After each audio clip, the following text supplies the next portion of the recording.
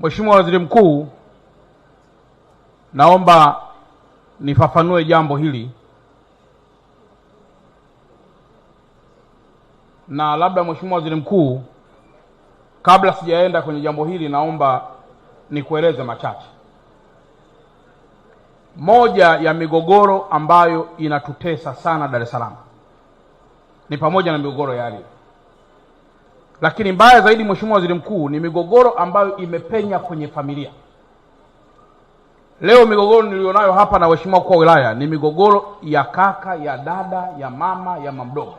Iko kwenye familia kabisa, ambayo msingi wake mkubwa wa Mheshimiwa Waziri Mkuu ni ulafi wa mali, ni uroho wa mali, ni utapeli wa mali.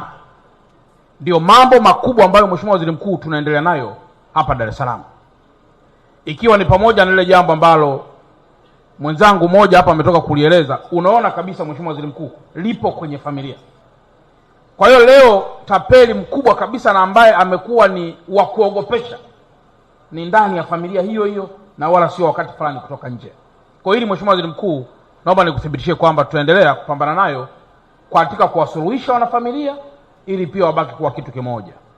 Lakini jambo la pili ni hili la Msimbazi. Mheshimiwa Waziri Mkuu, jambo hili kwanza nikiri limeshughulikiwa vizuri sana na ofisi yako.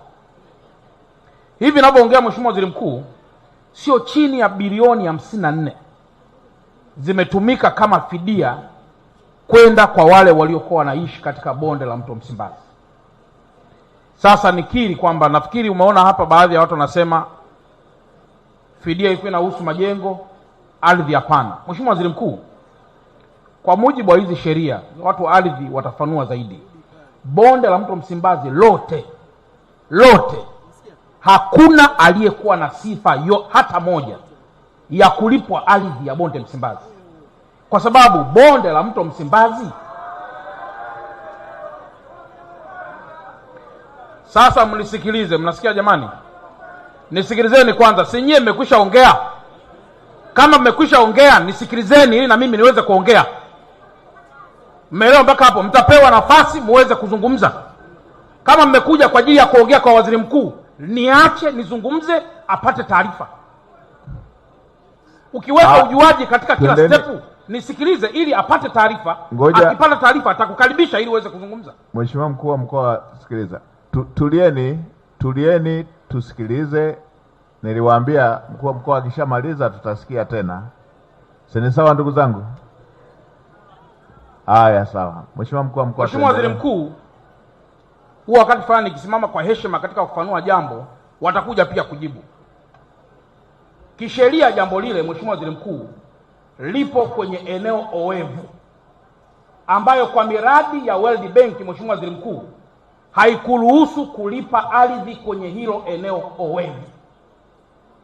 Walipoleta malalamiko hawa wananchi na tukafanya mkutano, kama mnakumbuka, tuliomba tena kwamba wananchi wameleta hoja kwamba hata wakipewa pesa ya nyumba hawana tena eneo la kwenda kununua, na ndipo yakatoka maamuzi kwamba basi kila mmoja kwa flat rate, kwa kutumia mfuko tena wa serikali na sio tena World Bank, kila mmoja apewe milioni 4 na mimi ndio niliyekwenda kwenye mkutano na kwenye kikao hicho. Kwa milioni 4 Mheshimiwa Waziri Mkuu iliyokuja kutolewa haikuwa kwa mujibu wa sheria. Ilikuja baadaye kwamba jamani, basi kama umelipwa hili jambo la jengo, hii milioni 4 sasa itumike kama kwenda kutafutia kwa kiwanja kwenye eneo jingine. Na hili nalo lizungumza Mheshimiwa Waziri Mkuu, tumeleta taarifa ofisini kwako, ufafanuzi huo kwa maandishi. Lakini pia mkuu wa wilaya ya Kinondoni kwa kuniwakilisha mimi mkuu wa mkoa alishiriki pia kikao cha moja kwa moja na ofisi yako kutoa ufafanuzi wa jambo hilo. Bilioni zaidi ya 54 ambazo zimelipwa. Na pesa hizi Mheshimiwa Waziri Mkuu, mlipaji wala sio sisi, serikali ya mkoa. Na ndio maana umekuta hawa hawasemi mkuu wa mkoa alitujibu vibaya, mkuu wa wilaya alitujibu vibaya, wanasema TAMISEMI, kwa sababu iko ndani ya ofisi yako. Hawa wako katika makundi kadhaa. Tukirudi nyuma, wapo watu ambao waliondolewa kabisa kwenye bonde la Msimbazi, wakapewa viwanja maeneo ya mbali. walipopewa viwanja kwamba pale mahali wasirudi. Wapo baadhi ya watu ambao kule waliuza wakarudi tena pale. Hizi data ziko hapa. Baadaye ikaja tena hili ambalo limeisha kuja muda huu. Kwa Mheshimiwa Waziri Mkuu, jambo hili niliona nilieleze kwa picha na kwa taswira hiyo. Sasa nafahamu hapa kuna makundi mengi, na nafahamu Mheshimiwa Waziri Mkuu ofisi yako pia na mambo mbalimbali. Mimi kikupendeza Mheshimiwa Waziri Mkuu, kwa kuwa watu wa ardhi, watu wa TAMISEMI, ofisi ya mkuu wa mkoa, wote tuko hapa, tunaweza pia tukarudia kwa usahihi mkubwa na kuleta tena taarifa kwenye ofisi yako kuhusu hiki wanachokilalamikia. Mheshimiwa Waziri Mkuu, naomba kuwasilisha. Asante Mheshimiwa mkuu wa mkoa. Mnaonaje tutengeneze timu ambayo itakuwa na watu wa ardhi, watu wa TAMISEMI pamoja na wenyeji wetu wa mkoa, kama mkuu wa mkoa alivyoleta pendekezo, waangalie upya, kwa sababu na ninyi mtakuwa na uwakilishi wenu. Si ni sawa ndugu zangu? Kwa hiyo Mheshimiwa Waziri,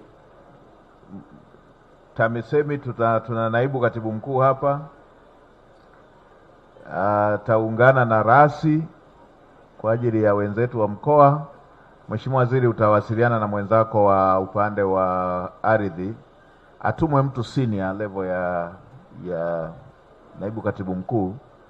Halafu na ninyi huku tuambieni, mtakapokaa hapo pembeni mtatuambia watu ambao watashiriki kwenye kila lile kundi kufuatana na yale makundi yalivyokuja hapa. Wale ambao wameshalipwa, wale ambao wamepimiwa nyumba, viwanja, na wale ambao hawajapewa malipo. Makundi hao matatu. Si ni sawa ndugu zangu? Kwa basi mnaweza mkakaa pembeni kidogo.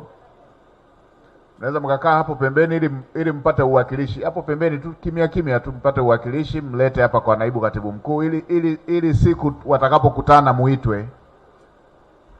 Kwa hiyo sogeni hapo pembeni, tupeni uwakilishi wenu kwa yale makundi matatu.